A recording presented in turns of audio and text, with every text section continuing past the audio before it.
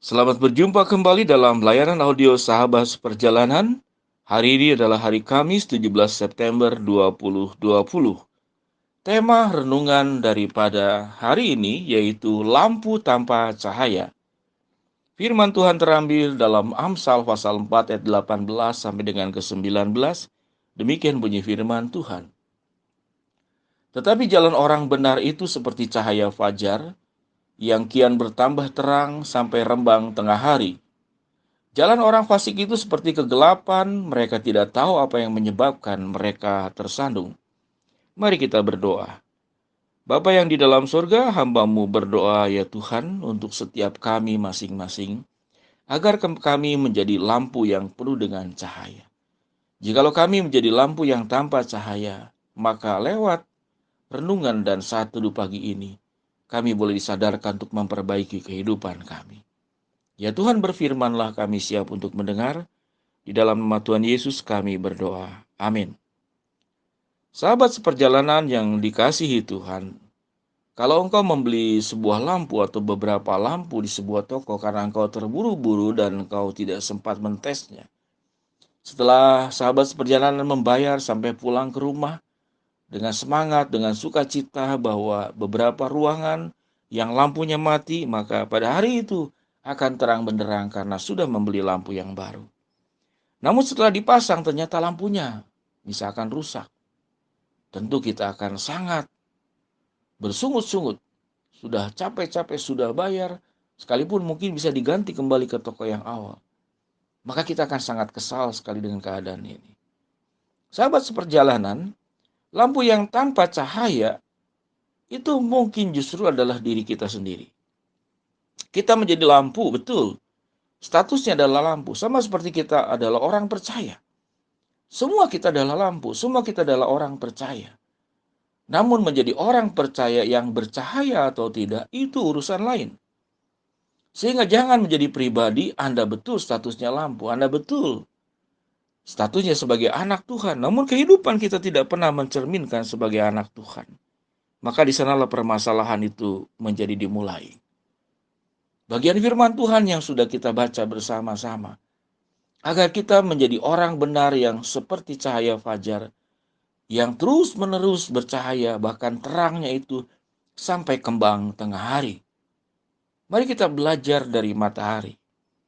Sewaktu saya masih kecil, saya beranggapan bahwa matahari itu bercahaya kemudian gelap lagi, bercahaya kemudian gelap lagi.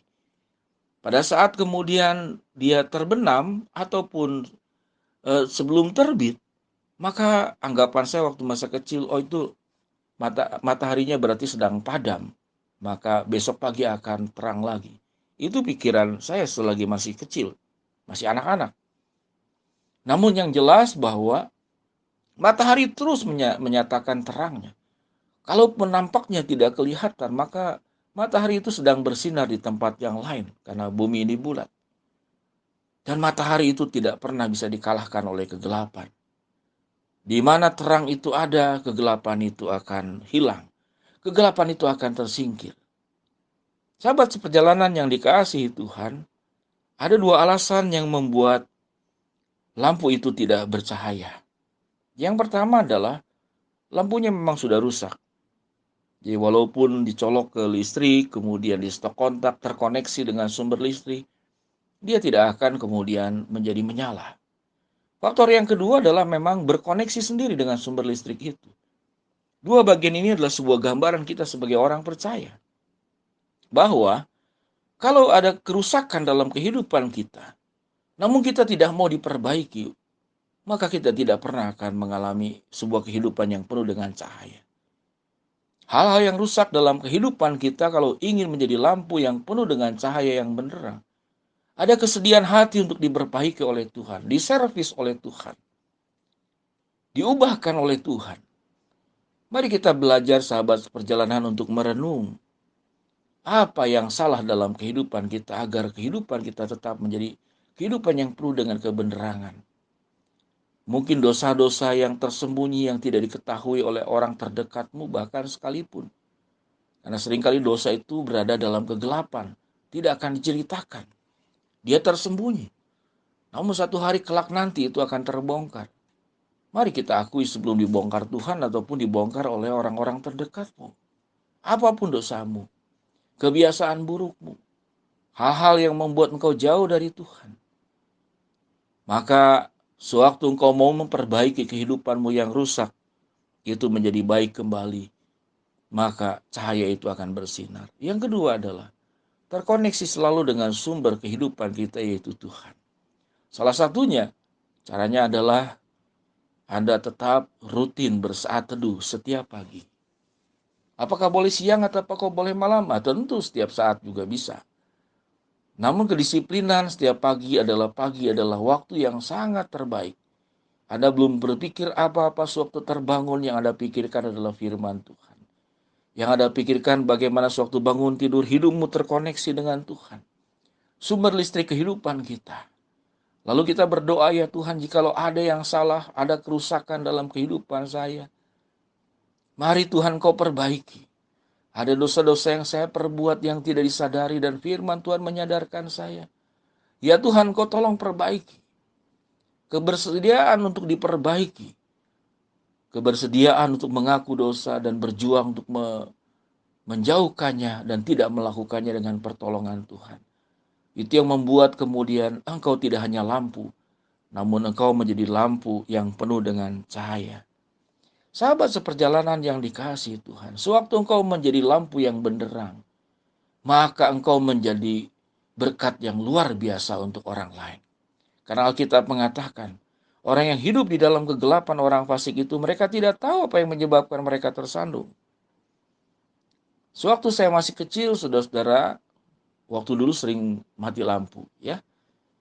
Maka kita baru sadar, waktu dalam kegelapan kita mencari lilin, mencari korek api itu begitu sulit luar biasa. Karena tidak tahu.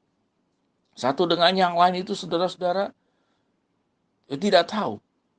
Dan waktu saya kecil, saudara-saudara, saya masih ingat sekali bahwa dulu itu ada namanya, orang Sunda bilang tampolong, ya. Tampolong. Tampolong itu, saudara, tempat buang air. Buang air kecil, ya, buang air. Itu yang sudah ada di tampolong itu, sudah ada airnya. Kemudian, ya saya tidak tahu kenapa orang tua dulu, bagi saya sih jorok, ya. Tapi itulah kebiasaan. Nah, waktu itu, saudara, satu kali dalam kondisi gelap, kemudian tatkala orang tua itu mencari sumber api, ya listrik atau korek api, saya masih bermain-main, sambil lari sana lari sini.